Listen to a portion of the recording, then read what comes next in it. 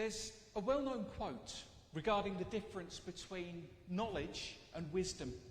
It's believed to have been coined originally by the late journalist Miles Kington, but it was brought to public attention particularly by the Irish rugby great Brian O'Driscoll during a press conference before their 2009 clash with England. He, as part of a bet, worked this quote into the press conference. Knowledge is knowing tomato is a fruit. Wisdom is knowing not to put it in a fruit salad. There is also a follow-up that some people have coined since, which is philosophers are trying to decide whether a salsa is a fruit salad. But for a throwaway line, it actually possesses an awful lot of truth.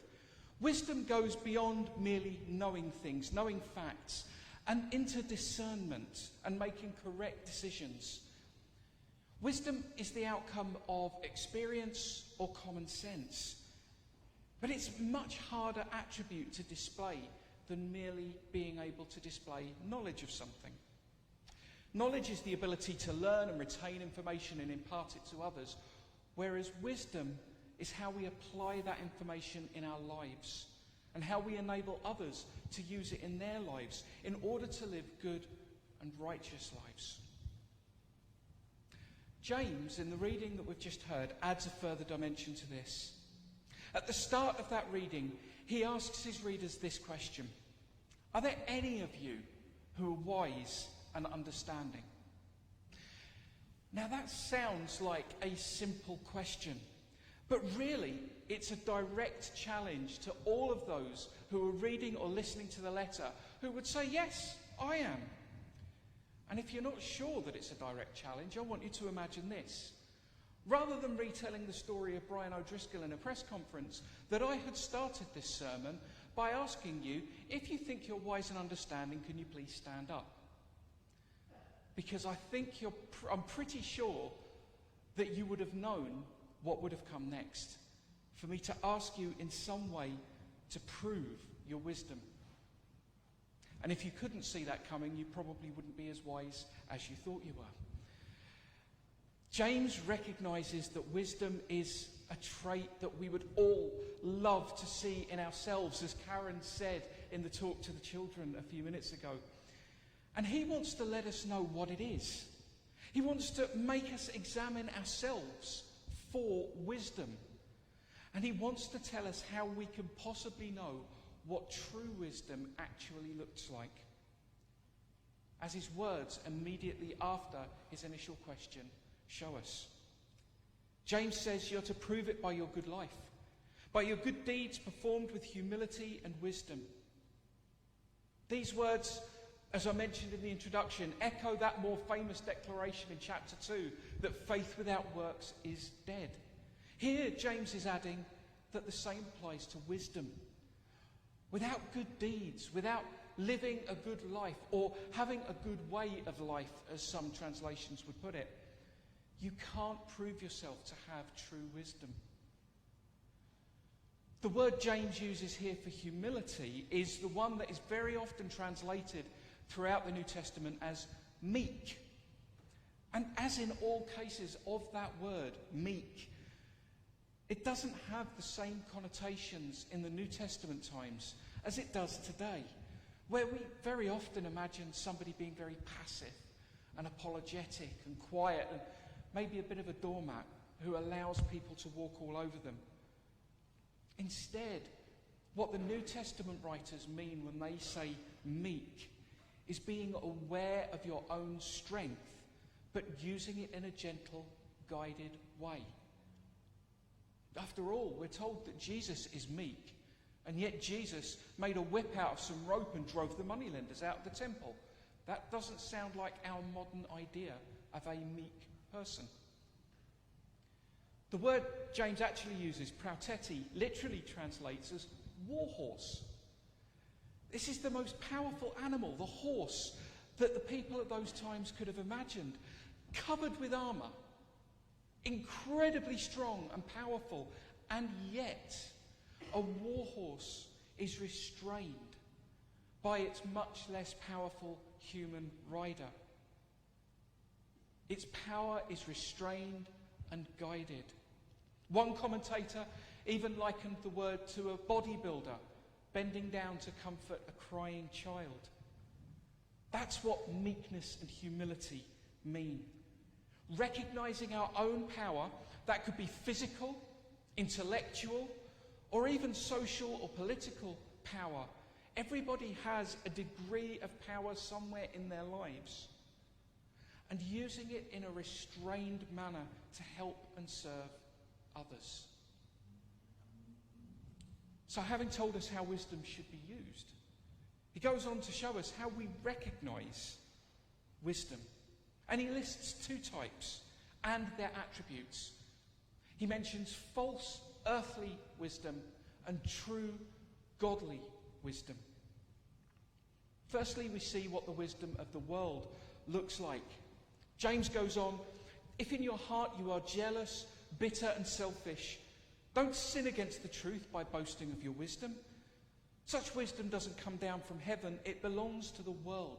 It's unspiritual and demonic. Where there's jealousy and selfishness, there's also disorder and every kind of evil. We almost don't need to be told this, do we? But the reminder from James is still useful in order for us to be able to see the world as it truly is much of the time. Jealousy, bitterness, selfishness, boasting, they're all those things that scar us, that tear apart families and relationships and communities and nations. They lead, as we see later in the reading, to conflict and division at all levels. And yet, we're also told by the world that these are attributes that are needed in order to be able to get on and be successful. Ruthless ambition, single-mindedness, arrogance, greed, they're held up as virtues in so many fields. To the extent that it's shocking but not surprising that recent studies have shown that up to 20% of people in the corridors of power, either political or in business, have either psychopathic or sociopathic tendencies. Because the world rewards those behaviours and holds them up as conventional or worldly wisdom. You've got to be a bit ruthless to get on in this world. You've got to be a bit arrogant to be successful at this particular field. This worldly wisdom brings chaos and it brings evil in its wake.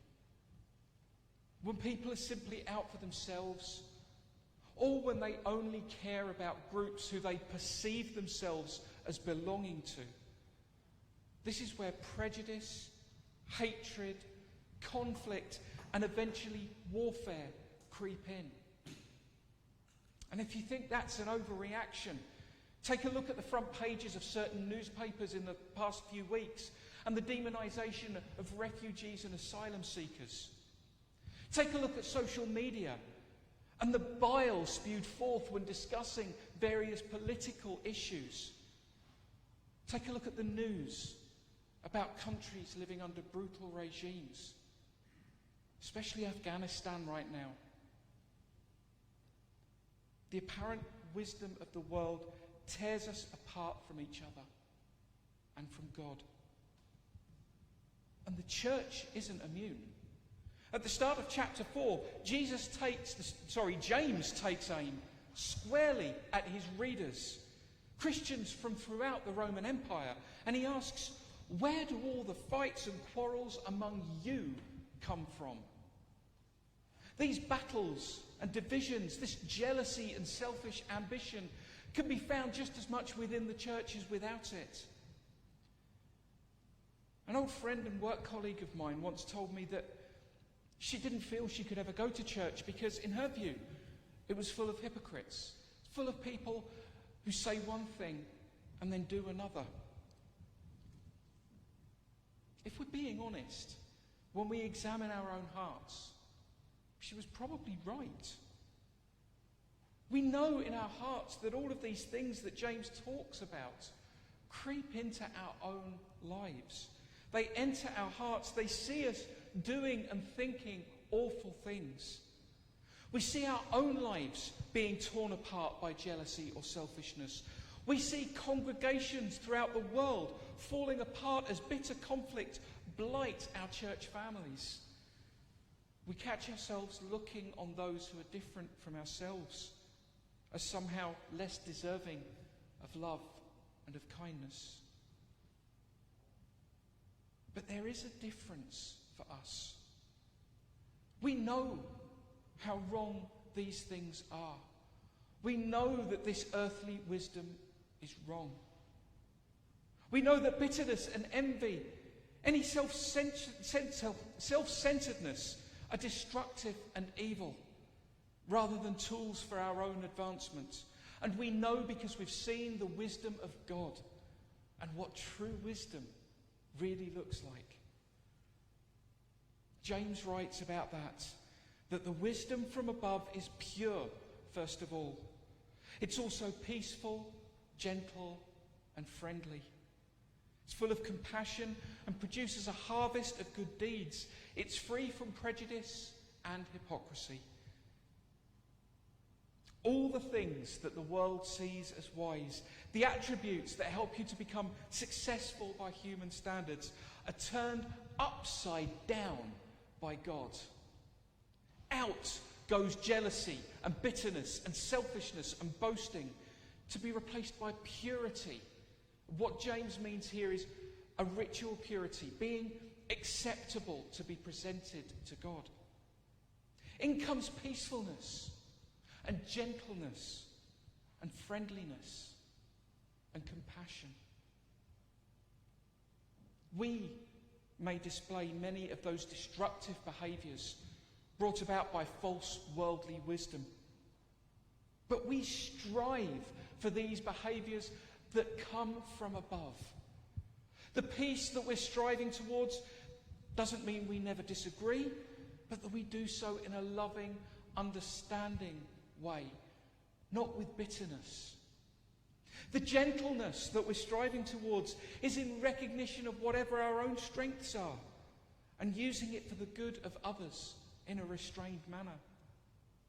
The friendliness and compassion that we're striving towards are to be displayed to all without prejudice. But they're all to be done in the knowledge that it isn't acting in this way that brings us closer to God. It isn't acting in this way that makes us wise. But it's drawing close to God that fills us with that wisdom and enables us to become more and more like this in every aspect of our lives.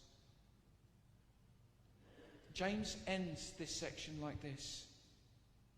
You want things, but you cannot have them, so you're ready to kill. You strongly desire things, but you cannot get them, so you quarrel and fight. You don't have what you want because you don't ask God for it. And when you ask, you don't receive it because your motives are bad. You ask for things to use for your own pleasures. So then submit yourself to God. Resist the devil and he will run away from you.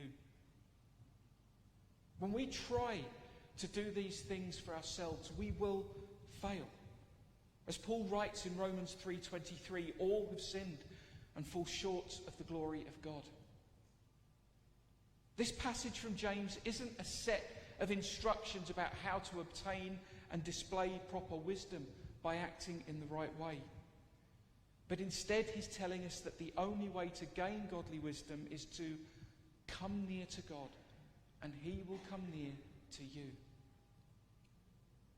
When we approach God, when we look at the cross of Christ, we realise our own failings and weaknesses, and we ask him in humility for his wisdom in our lives. That's when he gives it to us. That's when we can act more consistently in a peaceful, compassionate manner, without prejudice or hypocrisy. And when we fail, and we will fail, we recognise that. We know that we have failed, and we come close to him again, and we ask once more for his wisdom. because we have that eternal hope that he will provide. We have an eternal hope that he will fill us with his Spirit and his truth. We have an eternal hope that he will transform us through the Holy Spirit and through the salvation of Jesus Christ. And he will grant his wisdom to his children who truly want it. Amen.